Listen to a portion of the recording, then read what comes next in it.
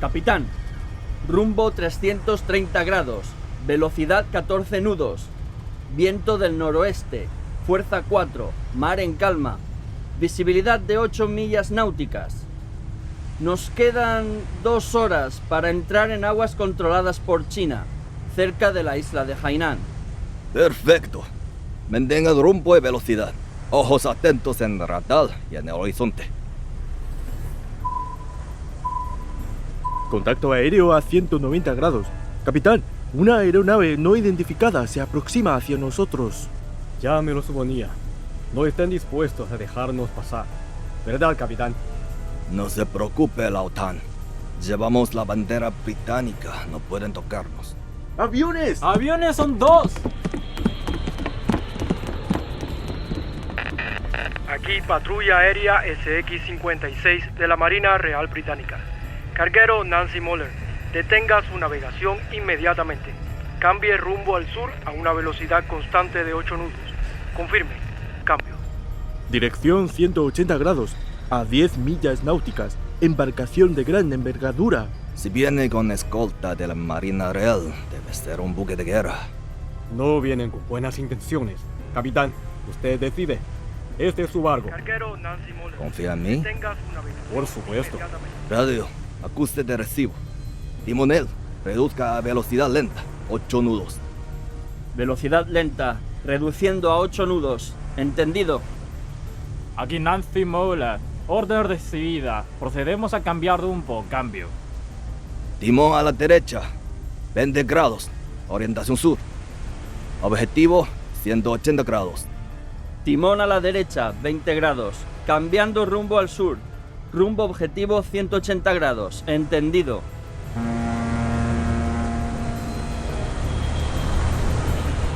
¡Ya lo veo! ¡Es un destructor británico! Tienen varios cañones apuntándonos. Parece que no será fácil salir de esta. Aquí el destructor HMS Cossack de la Marina Real Británica, llamando al carguero Nancy Moller. Según el artículo 53 de la Ley de Poderes de Emergencia de 1939, su barco queda requisado. Síganos de regreso a Singapur. Confirme la recepción de la orden. Cambio. ¿Tienen derecho a requisarnos? Sí, el artículo 53 establece que cualquier barco registrado en Reino Unido o en las colonias británicas está obligado a servir a la reina bajo las órdenes de la Marina Real en tiempos de guerra. Pero claro, los británicos están luchando en Corea junto con los gringos y ellos vienen al mar meridional de China a requisar barcos. Está claro que es intencional contra nosotros. ¿Qué opina usted, capitán? Un buen capitán sabe que no debe hacerse valiente cuando lo apuntan los cañones. No arriesgaré la vida de mi tripulación, ni la suya. ¿Sabe lo que significa esa carga para la Nueva China? 3.745 toneladas, ¿verdad? La OTAN, acepté este contrato y lo cumpliré. Es la palabra de un capitán con 30 años en el mar. Con esas palabras me quedo tranquilo. Volvamos a Singapur y reconsideremos el plan desde allí.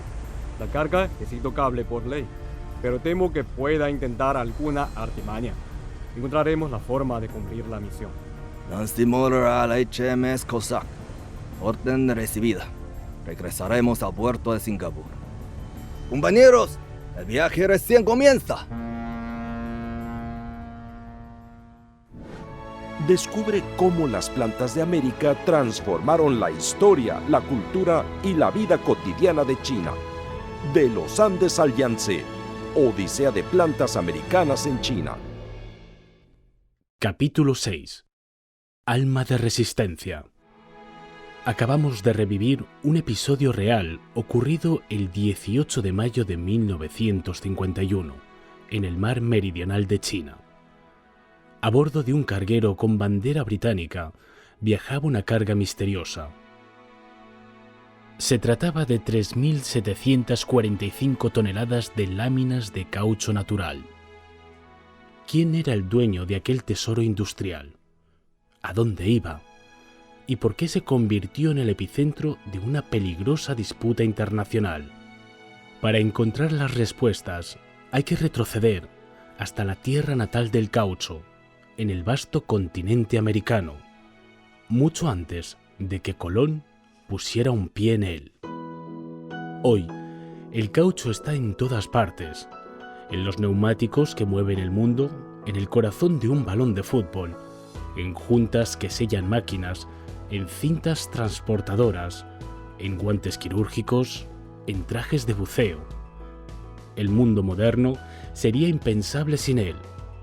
Aunque actualmente el caucho sintético sea más común en muchas aplicaciones, su versión natural sigue siendo una pieza clave en la historia del desarrollo tecnológico de la humanidad.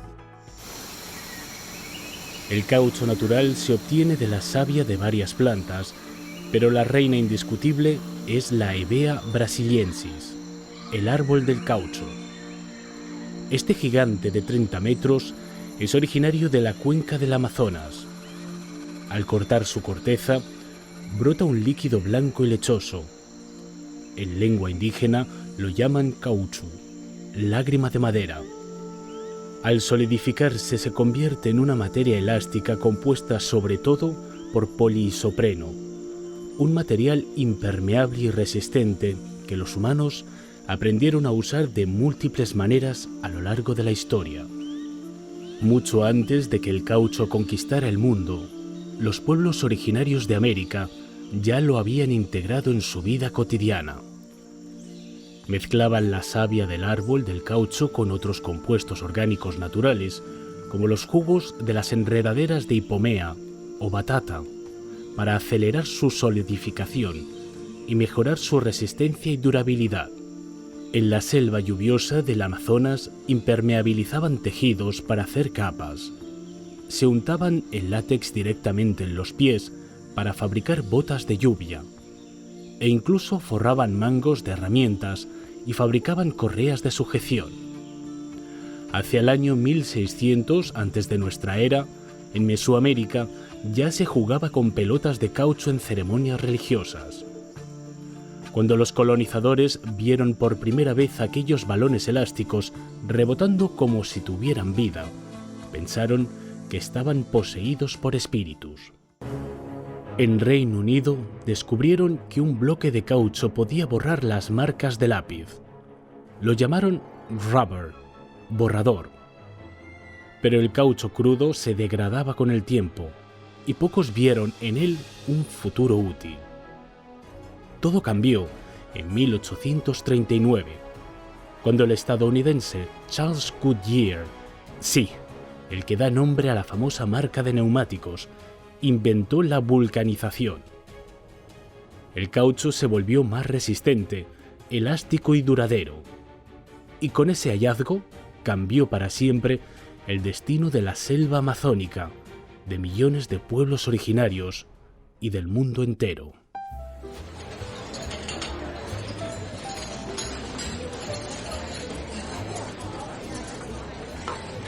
Señor Johnson, la Marina Real Británica ha escoltado al Nancy Moore de regreso a Singapur.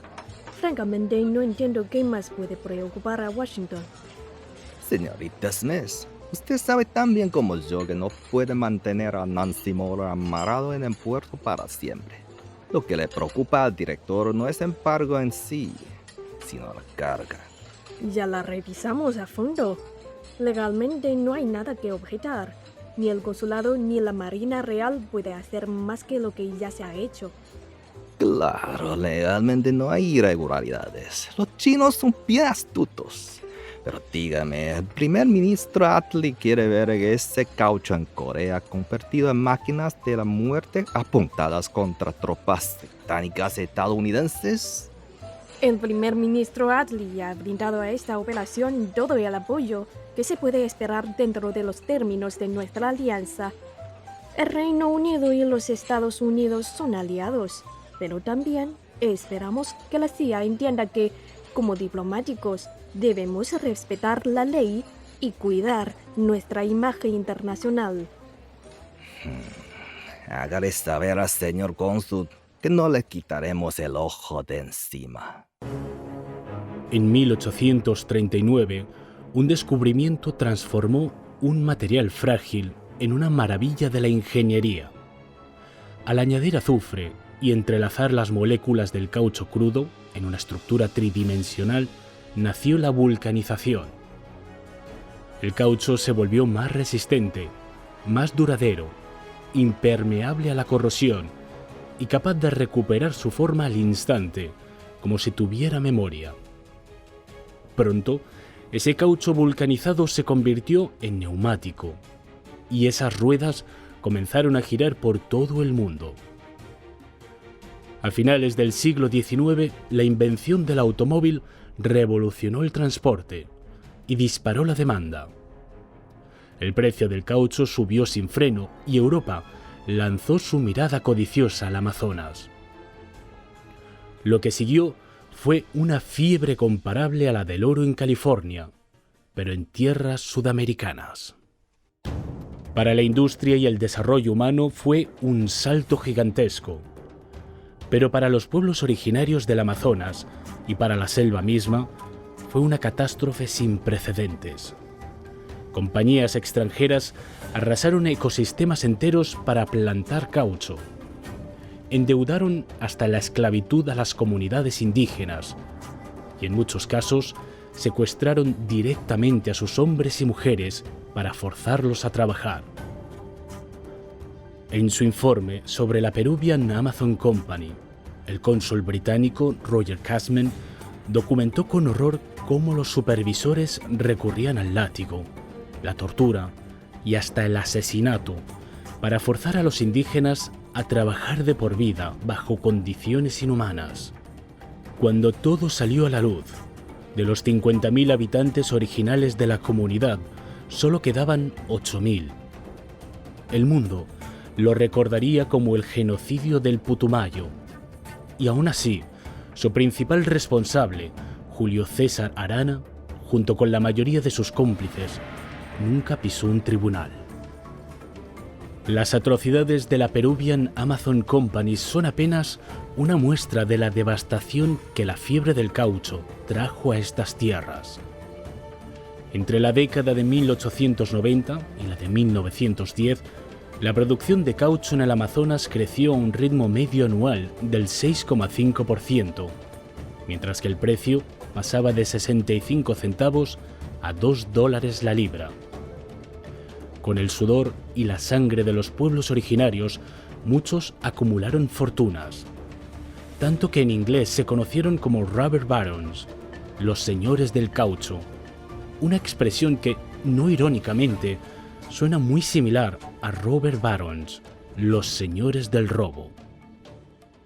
No obstante, el auge fue efímero. Cuando los británicos lograron trasplantar el árbol del caucho al sudeste asiático, la fiebre amazónica llegó a su fin.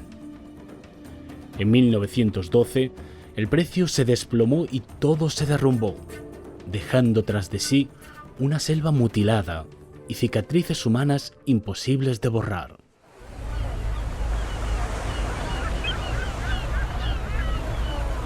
Señor Tan, hemos fracasado en nuestra misión. ¿Casado? Todavía es pronto para sacar conclusiones. Entonces, ¿por qué no nos vamos cuando ya hemos conseguido el permiso para zapar? Al contrario, estamos sacando el caucho para subastarlo aquí mismo. ¿Es que ya no lo necesitamos? ¿Ves esas gaviotas, Chang? Tanto en el cielo como en la tierra. Hay muchos ojos siguiendo cada uno de nuestros movimientos. Es lamentable que al final le hayan concedido el permiso a Sarpe y a Nancy Mola. Bueno, el permiso de requisición tenía un plazo establecido. Y tampoco es que necesitemos ese barco para nada. No sé qué estarán tramando, pero estos días la tripulación parece más interesada en salir de fiesta que en llevar su carga a destino. Ayer anunciaron que iban a subastar todo lo que llevaba en el barco. Lo sé, estamos al tanto. Pues parece que se han dado por vencidos. Supongo que podemos dar nuestra tarea por concluida. Yo no estaría tan seguro.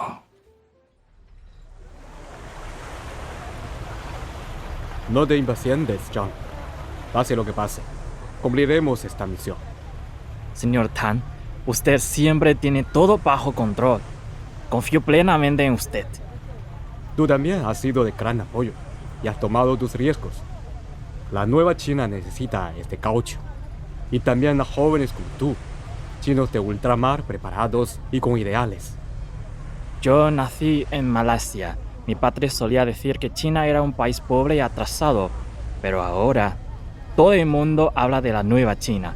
Dicen que nació después de expulsar a los invasores y derrocar a los explotadores. Usted viene de ahí, señor Tan. Dígame, por favor, ¿cómo es la nueva China? La nueva China es un lugar lleno de esperanza.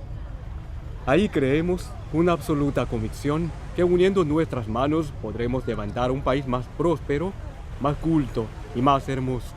Hoy nuestra joven nación todavía lucha por sobrevivir. Pero llegará el día en que nuestros hijos vean ese sueño hecho realidad. Cuando acabemos la misión, señor Tan, llévame a China. A finales del siglo XIX, el sudeste asiático comenzó a reemplazar al Amazonas como el principal productor mundial de caucho. Muchos chinos emigraron a esa región en busca de sustento y se interiorizaron en los pormenores de la producción de este recurso. Desde allí, el caucho encontró su camino hacia China. En 1904, Tao An Ren, un líder de la etnia Tale Yunnan, compró en Singapur 8.000 plántulas que destinó a las laderas del monte Phong Huan. Una de ellas sobrevive incluso hasta nuestros días. Un tiempo después, otros chinos de ultramar llevaron ejemplares desde Tailandia, Malasia y Singapur a Yunnan, Guangdong y Hainan. En 1915 se estableció en Guangdong la primera fábrica de caucho del país.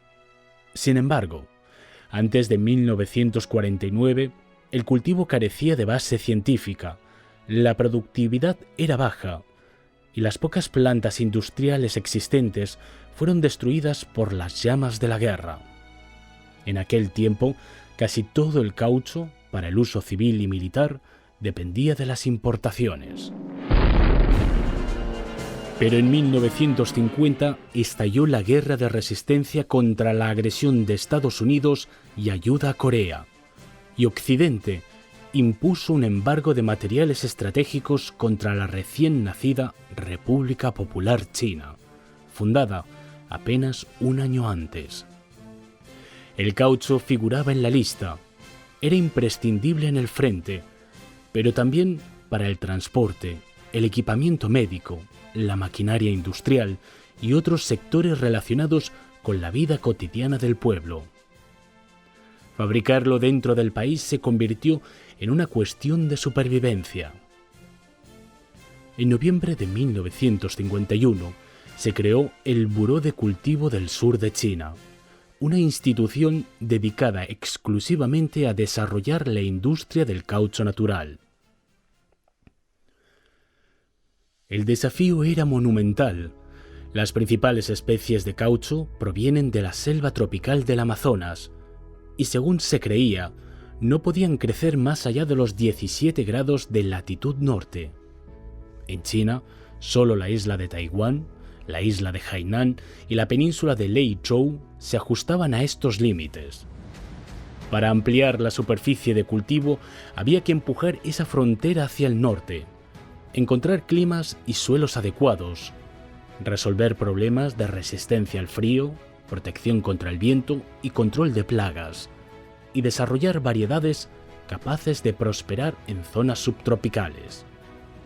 Entre los años 50 y 70, decenas de miles de militares, trabajadores e investigadores entregaron su vida a esta tarea y se adentraron en extensiones naturales inmensas y bosques frondosos. En 1982, China anunció que había logrado cultivar caucho con éxito en regiones más septentrionales. Se levantaron plantaciones no solo en Hainan y Sichuan, sino también en áreas cercanas a los 25 grados de latitud norte, como Guangxi y Fujian. En paralelo, la industria del caucho del país emergía con determinación. Los investigadores chinos trabajaron por iniciativa propia y partiendo de cero, establecieron un sistema nacional de producción de artículos de caucho. En la víspera de la fiesta de la primavera de 1951, la tercera fábrica química de Shenyang produjo el primer neumático del país destinado a la industria aeronáutica. Ese mismo año se pusieron en producción neumáticos para artillería, autosellantes y a prueba de balas, así como grandes embarcaciones inflables de caucho. En 1952, las fábricas químicas de Shenyang y Nanjing instalaron líneas para producir aditivos esenciales como aceleradores y antioxidantes.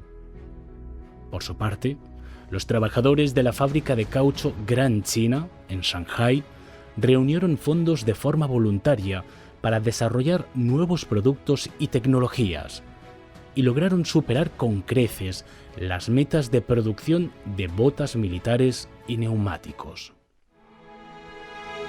Sin embargo, cuando la nueva China, apenas en su infancia y reconstruyéndose de las cenizas, se vio de pronto puesta a prueba por una guerra contra la mayor potencia militar del planeta.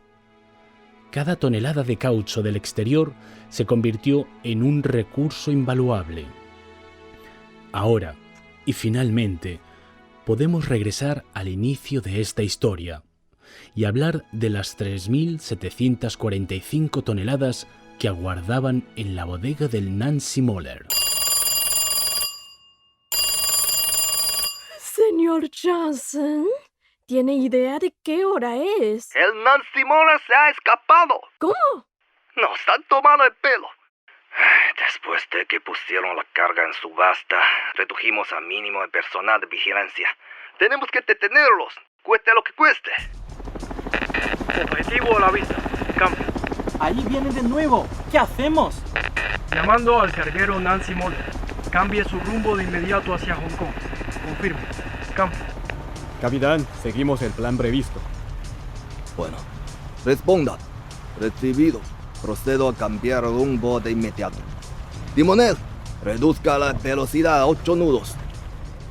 ¿Entonces otra vez nos quedamos en el camino?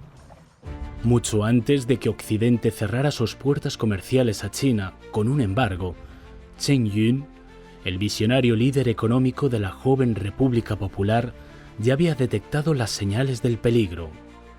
Con una claridad estratégica excepcional, instruyó a la empresa China Resources a adquirir caucho y otros materiales estratégicos en las regiones de Malasia, Singapur y más allá. Esta empresa, fundada en 1938 por el Partido Comunista de China en Hong Kong, había sido un pilar fundamental en la guerra de resistencia del pueblo chino contra la agresión japonesa, actuando como un comerciante internacional al servicio de la resistencia. El Lao Tan de nuestra historia era en realidad Tan Tin-tong, gerente de China Resources y responsable de esta misión. Tras adquirir 3.745 toneladas de láminas de caucho, arrendó el Nancy Moller, un carguero, propiedad de la británica Moller & Company, una compañía con la que China mantenía una larga relación comercial. Según memorandos desclasificados años más tarde por el sistema de inteligencia estadounidense, la CIA compartió la información con el Reino Unido y le instó a actuar. Así se produjo el episodio en el que el destructor Cossack interceptó al Nancy Moller. Sin embargo, como la compra del caucho y la obtención del permiso de exportación se habían realizado antes de la entrada en vigor del embargo, Londres no tenía base legal para retener la carga en Singapur. Aún con el permiso de salida en la mano, Tan Tin-tong siguió maniobrando para despistar a los servicios de inteligencia occidentales. Finalmente, el 29 de mayo de 1951, el Nancy Moller zarpó de forma repentina rumbo a China. Cuando los británicos reaccionaron, apenas pudieron enviar aviones en un intento desesperado de alcanzarlo.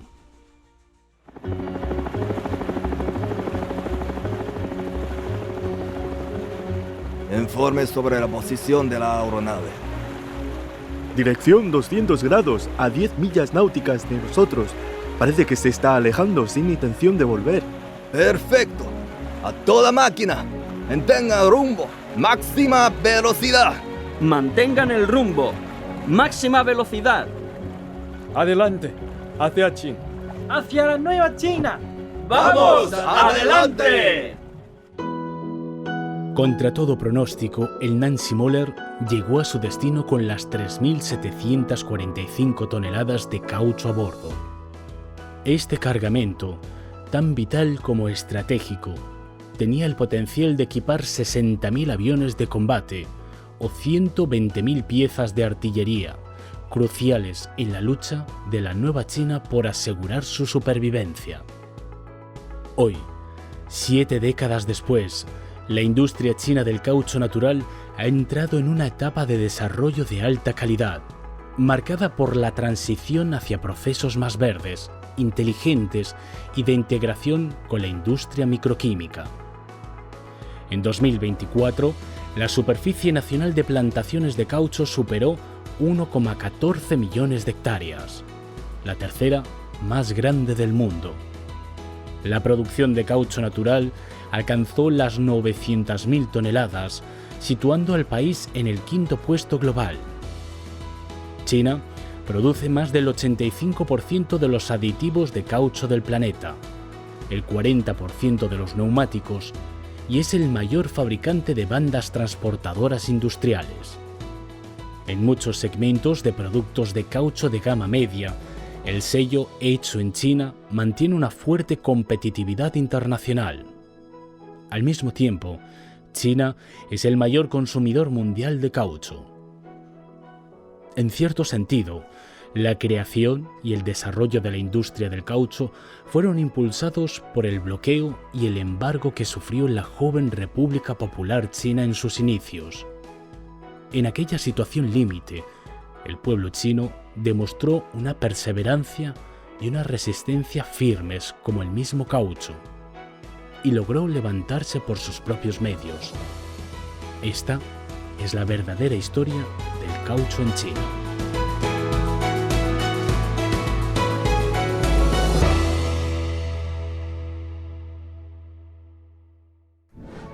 Descubre cómo las plantas de América transformaron la historia, la cultura y la vida cotidiana de China. De los Andes al Yangtze, Odisea de plantas americanas en China.